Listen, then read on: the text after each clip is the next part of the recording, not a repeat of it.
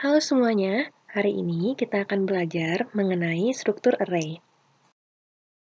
Konten materi ini terdiri atas 7 slide yang bisa kalian akses pada 2 materi kuliah, yaitu di materi skema standar bagian 2 halaman 3-5 dan materi skema standar bagian 3 halaman 22-25. Sekarang kita pahami dulu konsep dari array-nya ya. Array seperti yang sudah kalian pelajari pada mata kuliah pengenalan komputasi adalah sekumpulan elemen yang memiliki tipe yang sama. Nah, kalau kita bicara sekumpulan, berarti ada satu atau lebih elemen yang memiliki tipe yang sama di dalam satu array. Contoh array bisa kalian lihat pada slide, di mana pada array ini ada elemennya dan ada indeksnya. Nah, elemen array sekali lagi harus homogen. Jadi, tipe elemennya itu masing-masingnya harus sama gitu di dalam satu array. Nah, sementara indeks array ini tipenya ordinal yang kita gunakan untuk mengakses elemen yang ada di dalam array. Selanjutnya, kita pelajari bagaimana cara mendeklarasikan array sebagai variabel dalam notasi algoritmik. Deklarasi array sebagai variabel kita lakukan di bagian kamus dalam program kita, di mana cara pendefinisiannya bisa kita lihat bersama, yaitu nama variabel, titik 2, array, buka kurung siku, indeks minimum, titik titik, indeks maksimum, tutup kurung siku, of tipe elemen. Nama variabel maksudnya adalah nama dari array yang kita deklarasikan.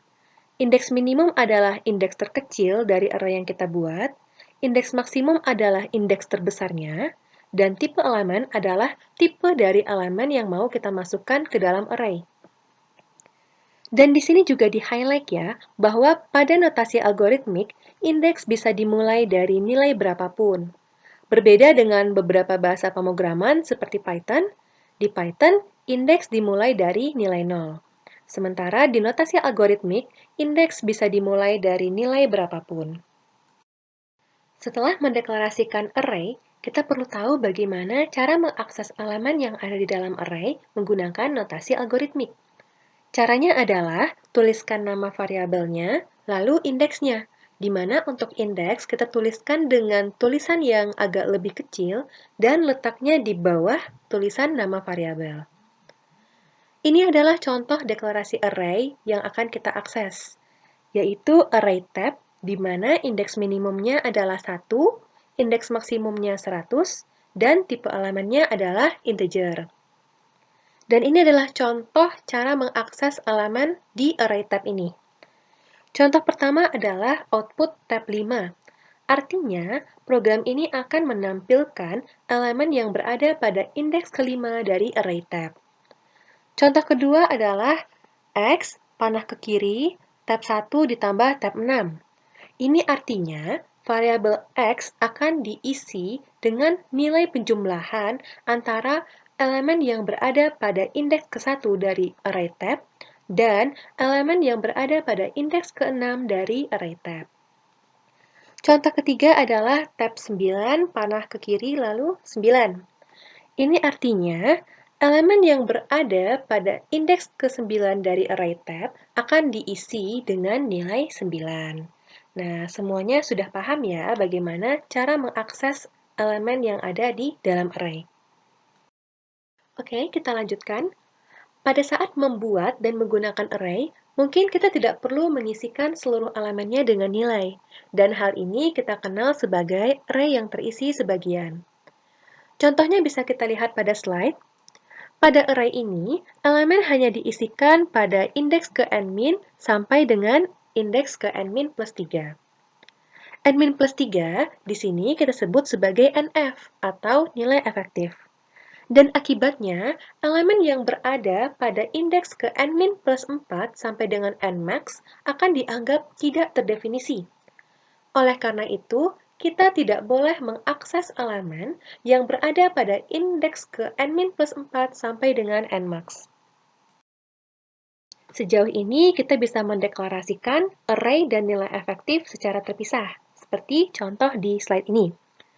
Jadi di sini ada tipe tab in, di mana tab in adalah array integer ya. Lalu di sini ada variabel N, ada variabel T, di mana variabel N adalah nilai efektif, dan variabel T adalah tab in itu sendiri, yaitu array integer. Dan di sini kita bisa lihat bahwa untuk membuat atau menggunakan satu array, kita perlu dua variabel, yaitu variabel N dan variabel T. Nah, bayangkan jika kita perlu untuk menggunakan dua array, perlu menggunakan 10 array, perlu menggunakan 100 array, bahkan sejuta, dan lain-lain. Tentu variabel yang kita perlukan akan semakin banyak jika kita buat secara terpisah. Sekarang, idenya bagaimana jika variabel N dan T kita satukan menjadi sebuah tipe bentukan. Nah, contohnya bisa kita lihat pada slide. Di sini ada tipe tab in, tapi tipe tab in bukan lagi array of integer. Tipe tab in di sini adalah tipe bentukan yang terdiri atas komponen tab dan nf. Tab di sini adalah array of integer, dan nf adalah integer, yaitu indeks efektifnya. Nah, jika kita ingin mendeklarasikan untuk membuat sebuah tabel, kita bisa lihat ya, contohnya di sini adalah T1. T1 di sini bertipe tab in. Nah, jika kita ingin mengakses elemen array tab pada T1, maka kita bisa tuliskan T1.tabI. Jadi kita akses elemen ke I dari array tab dari T1. Nah, jika kita ingin mencari nilai efektifnya, maka caranya adalah T1.nf. Nah, sebelum menutup materi struktur array ini, perlu diingatkan kembali bahwa tipe dari elemen array dapat berupa tipe dasar maupun tipe bentukan. Contoh dari tipe dasar adalah integer, real, karakter, boolean, dan lain sebagainya. Contoh dari tipe bentukan misalnya poin, waktu, dan lain-lain. Dan ini adalah contoh deklarasi dari array yang elemennya bertipe bentukan, yaitu tipe bentukan poin. Di sini kita bisa lihat bersama ya, bahwa tipe poin tetap harus dideklarasikan terlebih dahulu, yaitu adalah tipe bentukan yang terdiri atas X dan Y yang masing-masingnya integer. Selanjutnya ada tipe tab point, ini adalah tipe bentukan juga, yang terdiri atas tab dan n efektif.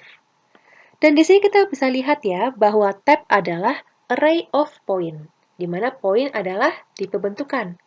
Jadi, tab adalah array dari elemen yang bertipe bentukan. Nah, untuk mengaksesnya, kita bisa lihat ya, contohnya di sini kita punya variabel tp, yaitu tab point, dan ketika kita ingin mengakses bagian X dari suatu indeks, caranya adalah tp.tabi.x gitu.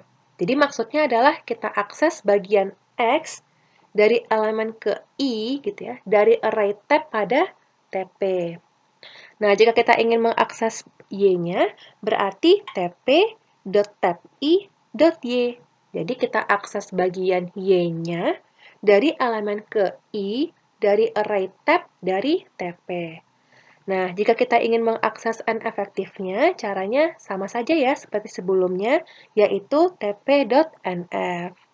Nah, semoga kalian semua sudah mengerti terkait struktur array ini. Terima kasih.